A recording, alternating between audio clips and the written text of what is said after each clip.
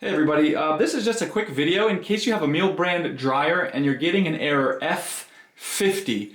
And so what is this error and how can we get rid of it? That's what we're going to talk about. There could be a couple things causing this. We're going to talk about each one. There's some real simple fixes. So the first reason that you might be getting the F50 error is real simply that you put too much stuff inside the drum.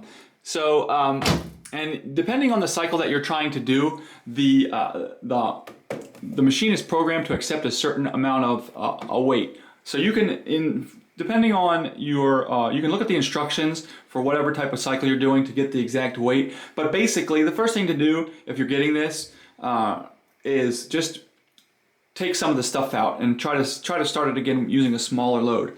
The same thing that you might do is you might have started a cycle, and then in the middle of it you open the door because I forgot to throw something in. This might throw up this electronics fault because it might trip that same error. And what you're going to want to do there is just turn it off and turn it back on and start the cycle over, and it should get rid of that fault.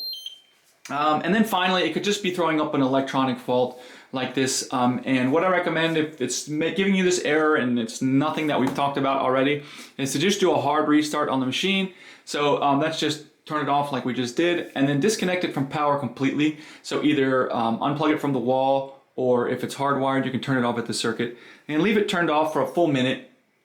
And once that minute's up, you can return power to it, turn it back on, and see if that error has not gone away. So anyways, hope this video helped you. Thanks a lot for watching. Have a great day.